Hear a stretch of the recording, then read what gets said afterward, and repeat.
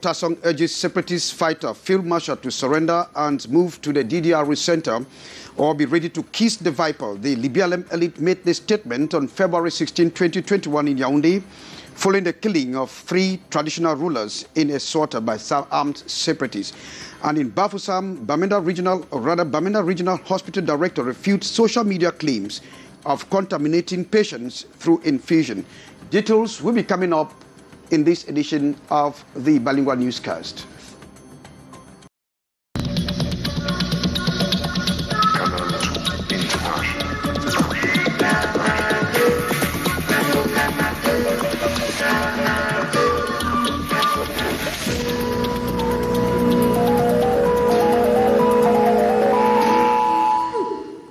You're welcome to join us on this edition of the newscast. The Minister Delegate in the Ministry of Planning, Minister of Planning, Economy and Regional Development, Paul Tasong, has urged separatist fighters to drop their weapons in the north or in the BLM division. He made a particular warning to Field Marshal, who is presently on the run. He says he shoot down his weapons and immediately join the DDR center or kiss the viper. Paul Tasong spoke in Yaoundé on February 16, 2021 at the National Museum, following the killing of 3 traditional rulers in a slaughter by separatist fighters. That was on February 13, 2021. And a gang of 9 suspects is presently napping in the interim in the gendarmerie cells in Bafoussam after a crack team nabbed them in their hideout. The gang members are being interrogated for kidnappings and the murder of a pregnant woman and the husband in womb, that is in the northwest region of the country. We have details with our intern, Joyce Ngong. Elements of the Special Office of Researches and Criminal Investigations of Bafoussam have apprehended 2 groups of 9 criminals who were noted for instituting fear and terror in Wum, northwest region of the country. Among their crimes, kidnapping, taking of hostages, and the latest, the murder of a pregnant woman and her husband in Wum. Il s'agit des actes de terrorisme. We are dealing here with an act of terrorism. High-level criminals. From the information we got, there were 2 teams. Under the coordination and the supervision of the commander of the West Legion, he put in the necessary financial needs to eradicate these criminal activities. These guys are residents here in the West region, but they leave the West region to operate in the Northwest. The criminals have entered the dragnet of the Bafoussam Gendarmerie. Others are in Douala, Bagante, Koutaba and Fumbot. They operate by first kidnapping a child or a man, then take him to the bush and then ask for ransom, without which he will not be released. Some families have already paid 5 million, others 3.5 million, 2 million and even 1 million. The victims all hail from Wum and were all present during the presentation to the press. Thanks very much, Joy Ngong. 62 members of the Cameroon Parliament have come under fire for addressing a letter to the U.S. Congress dismissing a motion by some congressmen to stop the deportation of some Cameroonians asylum seekers. In fact, the lawmakers have accused the U.S. congressmen for being misguided about the situation in the English-speaking part of the country. Details with Regina Leketandak. This is a document at the center of controversy. 62 Cameroonian MPs penned a letter to the U.S. Congress to denounce attempts by some congressmen to stop the deportation of some Cameroon asylum seekers. Conspicuous signatories of the letter include CPDM's Honorable Monjowa Lifaka, SDF's Joshua Osi, to name this. Worthy to note is the fact that some U.S. congressmen had earlier written to U.S. President Joe Biden calling on him to halt a deportation process of some Cameroon asylum seekers. They quoted gross human rights violations in the Northwest and Southwest region, where most of the asylum seekers come from, making it a life-threatening decision to send them back home. To the Cameroonian MPs, the congressmen who addressed a letter to Joe Biden are misguided and have, quote, lied about the security situation on ground. They quoted the recent hosting of the CHAN 2020 competition as proof of normalcy slowly returning to Cameroon. What has received a major backlash home and abroad. SDF Member of Parliament Jean-Michel Nincho on his Facebook page accused his fellow MPs for trying to put fuel into an already blazing crisis. He noted their outing is based on their own personal interests and it is a very shameful act. That SDF's first Vice President Joshua Osei signed the said letter has also left many Cameroonians confused who have questioned whether or not these members of parliament speak for their people or for themselves. Contacted on the phone, Joshua Osei said he was not immediately available to comment on the subject.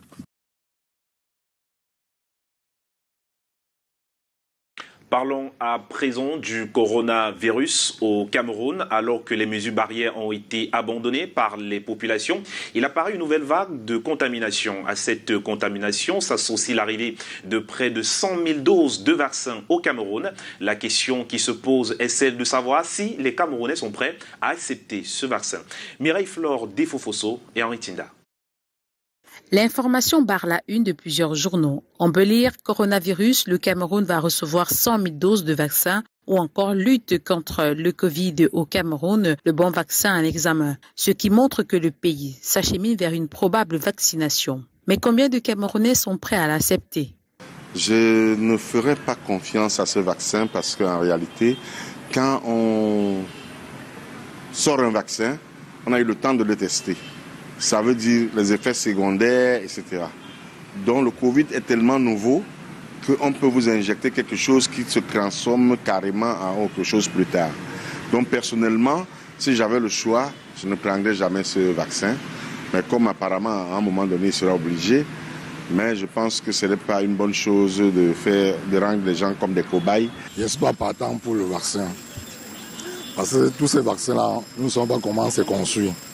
Comment on a conçu, comment on a fabriqué, ce que ça peut nous causer, comme d'autres maladies dans le corps. Je ne suis pas d'avis pour que ce vaccin soit administré à tout Africain qui soit. Si la majorité est contre l'administration des vaccins anti-Covid-19, il y a tout de même quelques-uns qui ont un avis favorable. Nous, on est prêts pour le vaccin. Si on veut sortir du pays, je pense qu'on sera obligé de le faire. C'est indéniable. Les vaccins mettent à l'abri de cette maladie. Si au Cameroun, l'on spécule encore, dans plusieurs pays, cette vaccination anti-Covid-19 est effective. Et on reste en santé avec les parlementaires camerounais qui viennent d'initier une série d'évaluations des hôpitaux de première et deuxième catégorie. Un bon nombre de ces députés s'est donc rendu à l'hôpital de la Kentini de Douala pour poser le diagnostic. Une tournée suivie par nos reporters Robert Charlitok et Thierry Nana. Écoutez, toucher du doigt l'avancée des travaux de réfection, d'aménagement et d'équipement des différents services de l'hôpital à Kentini et rendre compte au Parlement. La délégation des députés conduite par Alberto Collins dans le cadre de l'évaluation des projets du plan triennal a séjourné à la Kentini. Il était question de se rassurer que l'infrastructure et le plateau technique sont en adéquation avec la catégorisation obtenue, mais aussi répondre aux attentes des populations. Au-delà des réformes entreprises, les besoins sont présents. Par exemple, au niveau du service maternité-pédiatrie, vous savez que les besoins réels de cette unité de pédiatrie sont de à peu près 20 couveuses. Il n'y en a que 10 pour le moment. Et donc, c'est des situations qui sont préoccupantes et qui méritent d'être adressées. Une descente initiée par le président de l'Assemblée nationale Kavaye Dibril qui permet de donner une visibilité aux initiatives d'amélioration du secteur de la santé au Cameroun. Les dysfonctionnements que nous avons constatés et qui existent sur le terrain et les besoins supplémentaires qui ont aussi été relevés et qui participent d'un bon service, d'une bonne prestation de santé à nos populations, que tout cela puisse être porté à la connaissance du gouvernement et aussi suivi des faits. L'opération qui vise à amener les infrastructures sanitaires ainsi que les plateaux techniques des hôpitaux de deuxième et première catégorie à un niveau acceptable a été menée précédemment à l'hôpital général et à l'hôpital gynéco-obstétrique de Douala. Et entre-temps, les transporteurs routiers du Cameroun se disent prêts à reprendre sereinement la route Douala-Bangui. Un enthousiasme qui fait suite justement aux promesses sécuritaires faites par les deux ministres des transports camerounais et centrafricains. Même si les camions vont des deux côtés en empruntant le corridor Douala-Bangui, il n'est pas exclu de préserver sur place la présence de la MONUSCA contre les rebelles centrafricains. Reportage réalisé par Marus Poisson. Après plus d'un mois d'immobilisation de près de 1500 camions à destination de la Centrafrique chargés de marchandises, les camions de transporteurs reprennent la route qui relie le Cameroun et la République centrafricaine, longtemps paralysée par les attaques de rebelles. Qu'en soient les turbulences que nous pouvons avoir, le Centrafrique est obligé de vivre. Ça veut dire que nous avions obligation, c'est-à-dire que de prendre sur nous même ce risque d'approvisionner le Centrafrique. Et les 500 camions bloqués à Bangui ont également repris la route pour le Cameroun par vague de 30 camions, escortés par les casques bleus.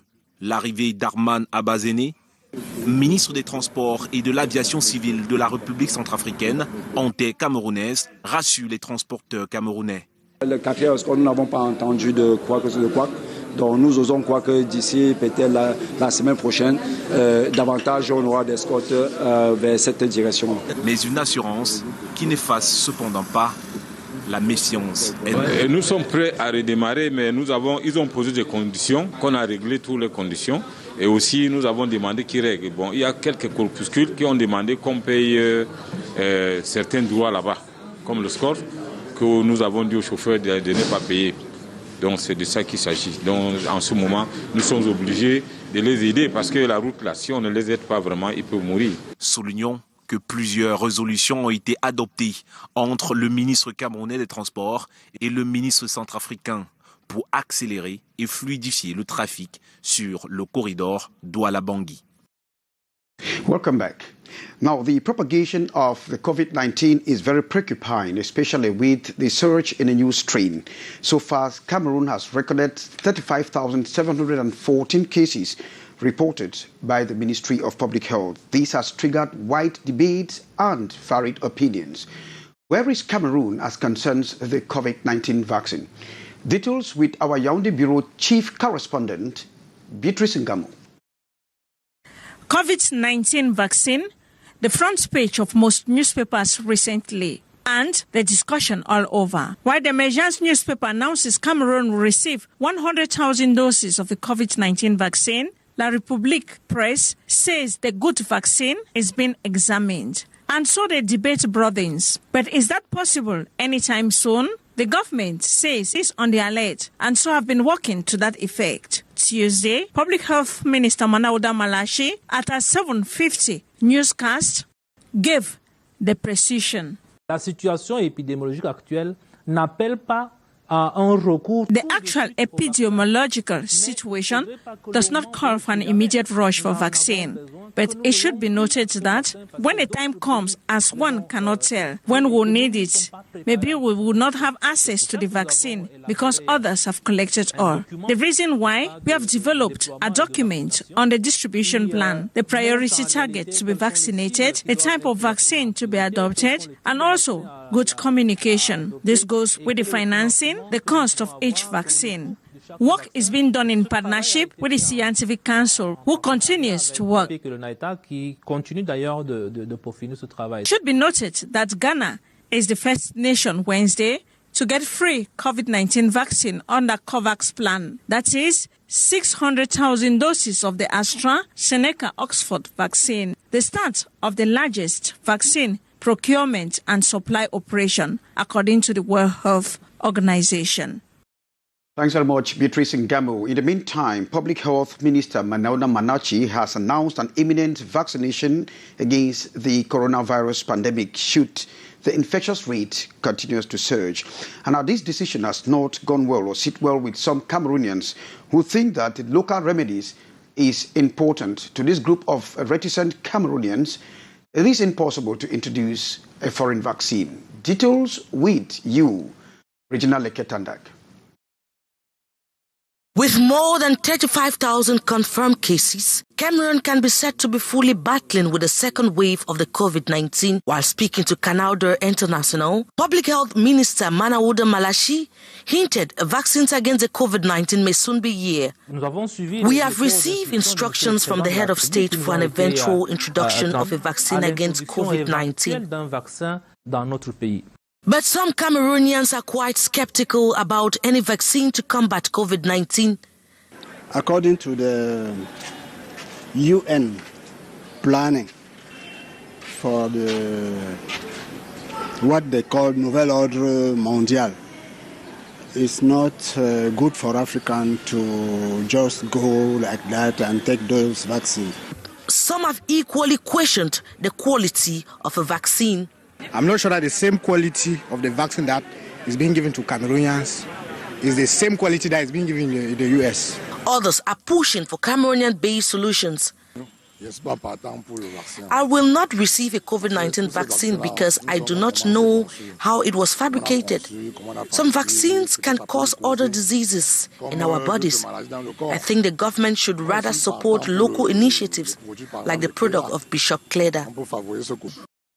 Almost 600 Cameroonians have already died as a result of COVID-19. What some say should be warning signal enough for Cameroonians to welcome the vaccine. I have a friend who just lost her mother and father to COVID-19. We are getting news of rising infections. If people can't follow instructions, maybe a vaccine will help.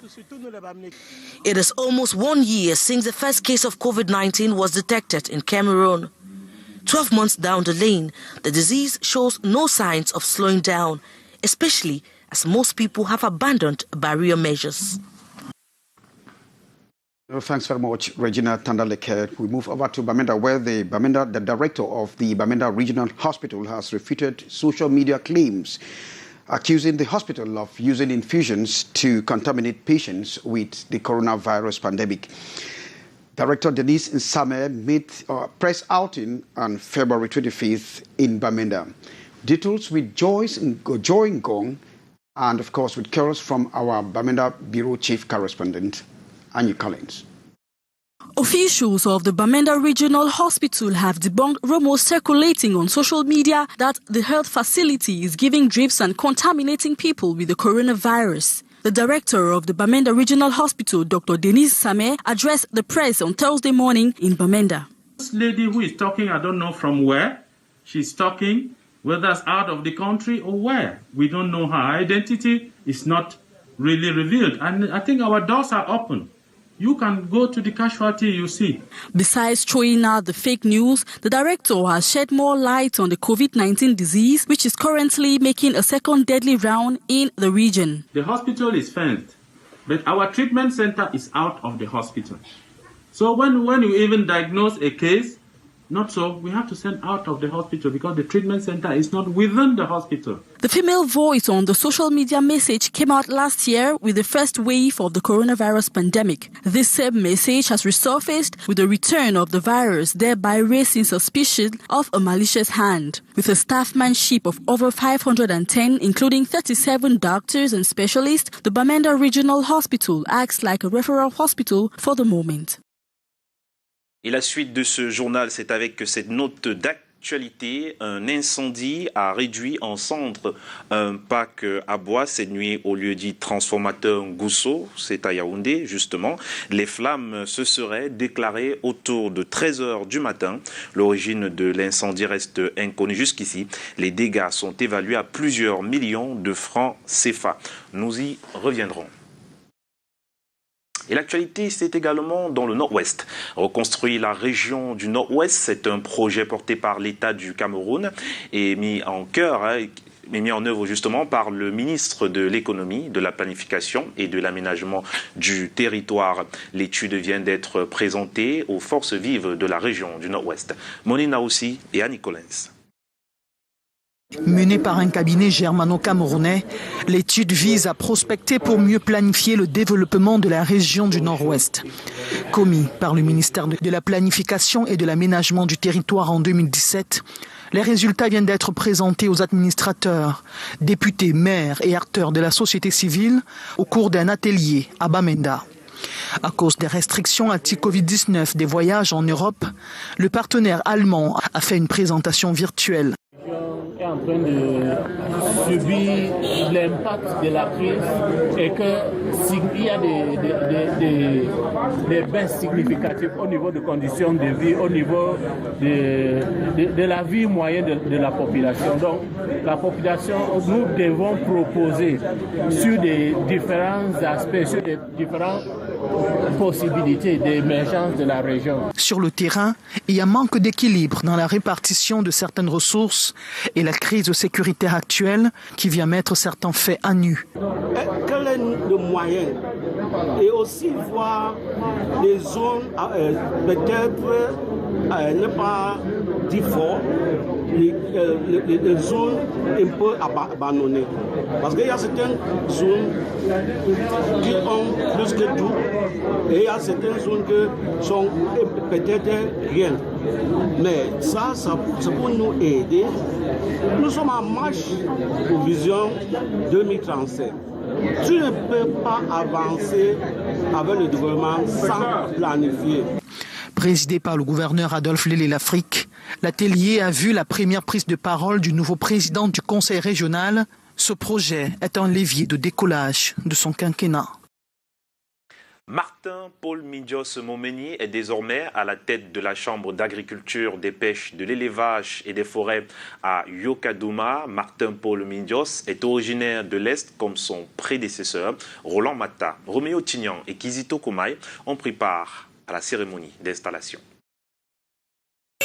Frambissement des engins à 2 roues en plein cœur de Yokadouma suite au décret présidentiel de ce 24 février qui fait de Martin Paul Mindios Momeni président de la Chambre d'agriculture, des pêches, d'élevage et des forêts du Cameroun en abrégé KPF.